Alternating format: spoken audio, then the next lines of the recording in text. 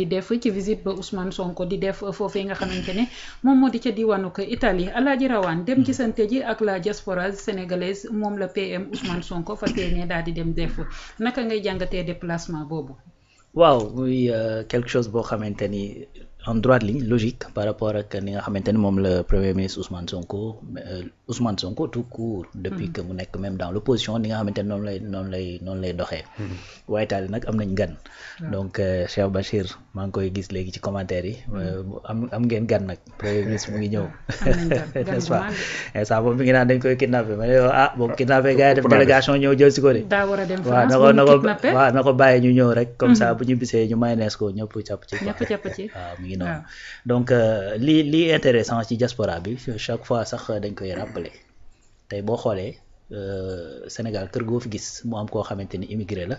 c'est-à-dire s'il prend ses responsabilités bu bokkee ci ñi jël seeni responsabilités mooy yor kër ga te lu ëpp ci ñoom nag noonu la demee ñoom ñooy yor effectivement seen bopp fañ nekk mais ñooy yor seeni famille fii ci réew mi d'ailleurs looloo tax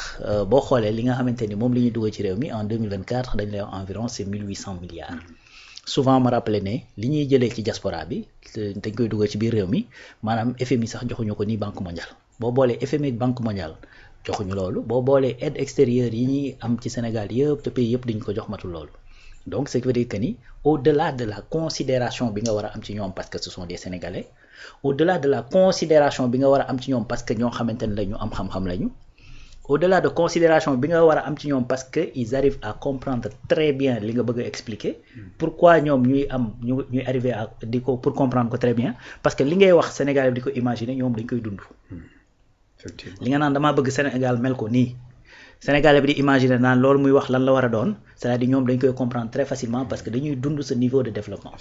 n'est-ce pas donc au-delà de toutes ces considérations c'est-à-dire la diaspora c'est une manne financière 1800 milliards c'est-à-dire état bi s'il arrive par exemple à travers les patriotes bonnes yi ñu doon wax ne serait-ce que 40% de ce montant teg ko ci benn banque c'est-à-dire benn capacité de financement boo xamante ne la boo am solo effectivement d'ailleurs comprendre yi yëpp may wax mooy le fait que ñu nekk d'abord des Sénégalais le fait que ñu nekk des gens yoo nga xamante ne dañuy participer ci li ñuy woote ci civisme ak ci citoyenneté également ñoom ñu arriver pour comprendre ko li ñuy woote ci développement ñu comprendre ko au-delà de tout ça liñ la mën a apporter ci besoin en financement dafa bari d'ailleurs loolu encore une fois looloo tax boo plan de redressement bi la ñuy jël comme prétexte pour dem présenter ko parce que plan de redressement boobu dañoo état du Sénégal daf ci soxla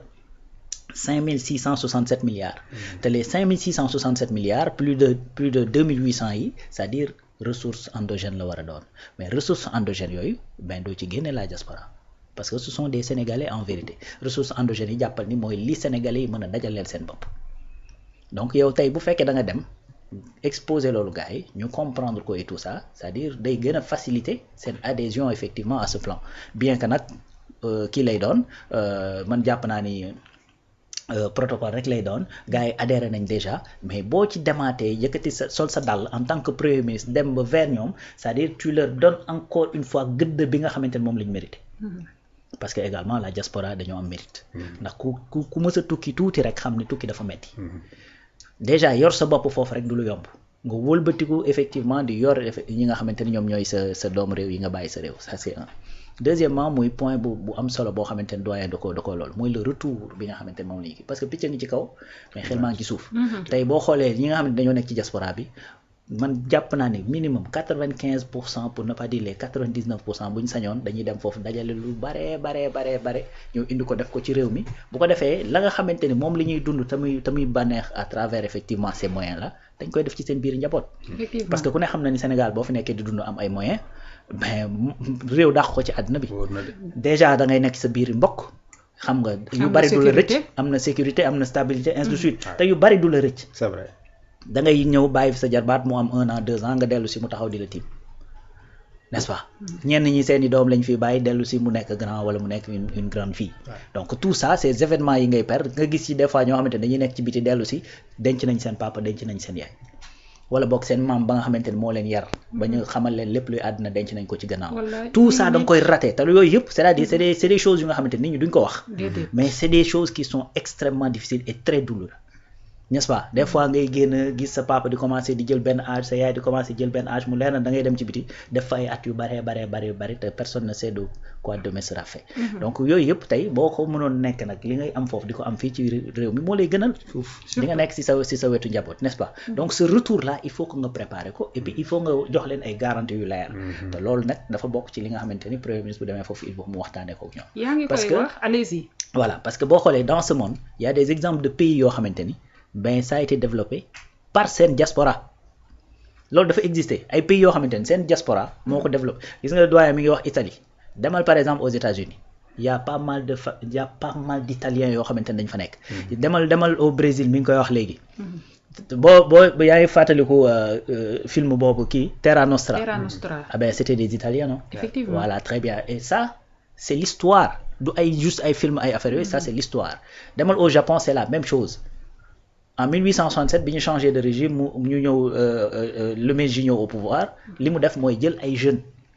à la charge de l'État ne leen dem leen Europe dem leen États-Unis dem leen xooli ñoom lu ñuy dundee delloo si leen ñoo dugg si ñëw développer le Japon dellu si waat au Japon. Souvent je le rappelle la première constitution japonaise ça a été inspiré de la constitution allemande. Donc loolu c'est des exemples qui existent et qui ont réussi. tey ku ne xam na ni Japon ben dem nañ seen yoon bien que effectivement après la seconde guerre mondiale États-Unis jàpp na ci et tout ça mais dafa fekk benn base boo xamante ne mën na permettre loolu dox. n'est-ce pas. benn base bu solide boo xamante ne liggéey nañ ko ba pare. sànq yaa ngi doon wax jafe-jafe yi nga xamante ne la diaspora sénégalaise moom la ñuy daal di jànkonteel lu ci mel ni wàllum papier doon na loo xamante ne lu leen jafe la ndaxte ñu ci bari jaaruñu fi nga xamante ne ni moom moo daal di nekk ci jaww ji waaye dañaa daal di jaar rek ci li nga xamante ne moom moo di ci ndox mi ba àgg. jamono jooju état du Sénégal ba mu toogee li mu njëkk a def mooy teg ay mission yoo xamante ne dina leen yombalal ci wàllum passeport ñenn ñi li nga xamante ne moo di seeni carte d'identité yoo xam ne ñàkk nañu ko naka la ñuy daal di def ba daal di ciy jotaat et que foofu ñu fay soxla présence su Ndeye Yacine Fall moom mi yor wàllum affaires étrangères ban politique la ci Ousmane Sonko war a mën a def ba yaa ngi koy wax doomu Sénégal yooyu li ñuy envoyé ci réew mi bis bu ñu dajalee lu dëgër mën a ñëw ci réew mi investir ko ci tout ci jamono joo xamante ne am nañu ay papier. waaw bon il y a trois parties dans la question. Première partie mooy kayit yi dafa am ñaari partie beneen partie bi mooy ñëw bi ngay wax bis bu ñu amee kii ñëw bi mooy li ñu doon wax léegi. mooy préparer effectivement ay incitations yoo xam ne dina leen mën a permettre ñu dellu si waat mooy tey. ñu ne la yow kat mi nekk ci diaspora bi boo bëggee dellu si ci réew mi par exemple bëgg a bay mën nañ la defal facilité pour nga accéder à la terre par exemple mën nañ la defal ay facilité ci côté fiscalité yoo xamante ne loolu n'est-ce très bien lu jëm ci wàllu industrialisation su fekkee da nga bëgg a ñëw créer benn usine bu ndaw boo xamante ne dafay liggéey par exemple ci der puisque ku ne xam na italiens yi ni nga xamante ne noonu la ñuy liggéey ci lu jëm ci wàllu daal ak ñoomin seen boo ñëwee ñu defal ay facilité et cetera donc ça c'est la partie bi nga xamante ne mooy retour bu jëmee ci kayit dafa am lu tax may wax dafa am deux parties tey ki nga xamante ne dafa jaar ci yoonu suuf bi wala yoonu géej gi et cetera dem yoratul passeport yoratul carte d'identité ni rien du tout parce que ñu bari ci ñoom bu ñuy dem duñu yóbbaale kayit yooyu ñenn ñi dañ koy def sciemment parce que dañuy bañ ñu identifier pour xam ban pays lañ dëkk pour delloo bi bañ a yomb donc ñooñu bu ñu demee ba dugg il faut ñu amaat ay kayitu sénégalais ñooñu il faut nga jàppale leen. loolu nag c'est la diplomatie sénégalais moom moo koy dox mooy ministère bi nga xamante ne moo yor les Sénégalais de l'extérieur ce que tu vas faire mooy li nga wax sànq rek. def effectivement ay mission yoo xamante ne danañ mën a dem fekk leen ca barab yañ ne fexe ñu amaat seen i kayit am seen i passeport et cetera parce que de toute façon il demeure des Sénégalais et que kayit boobu devoir la à l'État mu jox leen ko. D'ailleurs fii ci Sénégal boo yoroon sa carte d'identité mu réer da ngay dem ñu defal la duplicata boo yoroon sa passeport mu réer da ngay dem ñu defaraatal la ko donc ça c'est la première partie mooy delloo leen kayit yi nga xamante ne dana mën a permettre ñu identifier leen en tant que Sénégalais. mission diplomatique yi nag war leen a mën a gën a jege. donc boo demee ci ab réew li nga war a njëkk a def premier réflexe mooy dem ci mission consulaire ba nga xamante ne ma nga nekk ci réew ma dem présenter wu identifier wu wax leen ne maa ngi ci biir réew mi ñu mën a xam ne yaa ngi fi bis boo amee jafe-jafe ñu mën laa taxaw. deuxième partie bi mooy réew ma nga dem kayit ya nga xamante ne moo lay mën a permettre nga mën faa liggéey et de façon légale nga mën fa installer wu de façon légale ainsi de suite loolu nag réew moo mënti dem dafa am ses propres lois yoo xamante ne moom lay doxal. loolu état du Sénégal mënu ci absolument rien du tout li mu ci mën mooy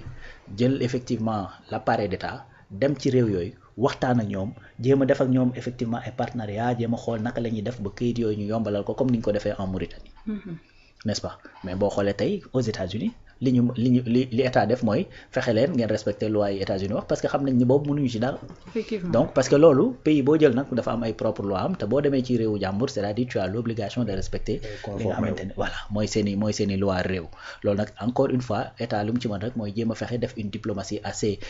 intense pour que nga xamante ne bu ñu ñëwee ñu mën leen a faciliter certaines choses tey jii bu fekkoon da nga war a fay par exemple temps pour am kayit bi ñu wàññil la ko boo fekkee documents yi ñu lay laaj c'est compliqué ñu fexe nuñ ko alléger et cetera loolu la ci état mën n'est-ce pas donc moo tax nag la plupart du temps da ngay gis ni gars yi dañ fay dem ba yàgg fa et tout ça en plus xam nga pays tubaab yi boo leen amalee njariñ ñoom amuñu jafe-jafe pour nga toog fa pour nga am seen kayit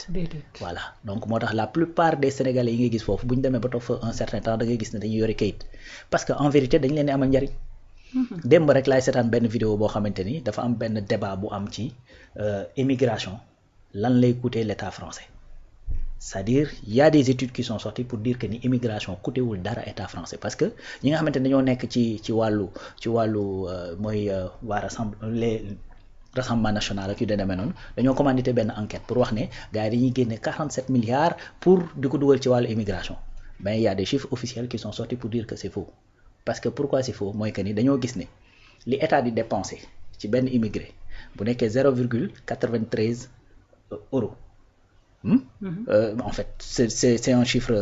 relatif du sax ay euros comme bu ñu nee 0, kii sur 1 93 sur 1 immigré bi li muy participer ci économie bi 0,88 la. Ils sont productifs. Donc c'est-à-dire 0,93 0,88 c'est quasiment le même chiffre ça veut dire que l'État du kii dara donc les immigrés sont productifs foofu moo tax la plupart du temps après dañuy dem installé wu un certain temps nga gis ñu mën a réaliser des choses ak yu ni mel. beneen problème bi nga xamante ne day am ci ñoom te parfois également état du ci mën lu bari gars yi dañuy obligé sax di trouver yeneen mécanisme mooy le transfert d'argent. am na réew yoo xamante ni pour nga génne fa xaalis transféré ko ci fii ci Sénégal c'est extrêmement compliqué. C'est extrêmement compliqué. Comme le cas de Maroc. Voilà donc Maroc c'est compliqué boo demee Argentine c'est la même chose. xam nga voilà donc Corée c'est la même chose pour nga transférer seen xaalis c'est extrêmement difficile mais les gens arrivent à trouver effectivement un mécanisme pour ñii ci commerce bi ñii ci leneen ñii ci matériel et cetera et cetera et cetera. Donc peut-être que loolu aussi état mën na cee dox xool bu ci mënee trouver ay solutions tant mieux. Mais de toute façon fa yëf yi jëm ca cappaandaw ga mooy fexe ba nga xamante ne doomu réewam yooyu yëpp danañ dellu si parce que comme ni ko olof di waxee boo tukkee boo ci amul xam-xam da nga ci am alal xam-xam gi nag jàppal ni boo tukkee da ngay gis leneen loo xamante ne amul woon fa nga jóge dès l'instant que loolu am rek c'est-à-dire xam-xam déjà mi ngi dugg. Donc boo dellu see di nga mën a indi loo xamante ni ñun amuñu ko. Voilà. question bii ma lay laaj nag dafa bokk ci question boo xamante ni ñii faree ci opposition bi ñoom ñoo ko daal di waxoon Ousmane Sonko jamais au plus grand jamais mu daal di génn daal di voyager ji parce que xam na li ko ci war a mën a fekk du man damay daal di toog loolu tëj sama bopp ma bëgg nga leeralal ma ko Ousmane Sonko mu génn dem voyager dafa am benn danger ci moom jëm ci li nga xamante ni moom moo di wàllub yoon. Ah ce danger kay ça existe que dans la tête dañu ko doon wax man boog man de yëguma ban danger yëguma dossier bu mu am yëguma c'est-à-dire qu'est-ce qui peut l'empêcher lan c'est que gars yi ñooy wax pour wax rek ba d'ailleurs ña ko doon wax ñoom ñëpp sax mooy loolu moom fu mu toll nii kenn ci ñoom nee na ñoom la bëgg moom terme bi utiliser duma ci jaar sax waaw nee na ma ngay dem ñun la bëgg sa question boobu moom c'est de la provocation. waaw mais gars yi moom mi ngi doon xam nga bon Ousmane fu mu bëgg Afrique soo ko dem Asie ñu dem Europe soo ko dem Europe léegi ñoom daal ñu ngi noonu rek man de looloo ma ci jaaxal tonton Omar Ousmane Sonko du dem mais ni comme si c'était que Ousmane Sonko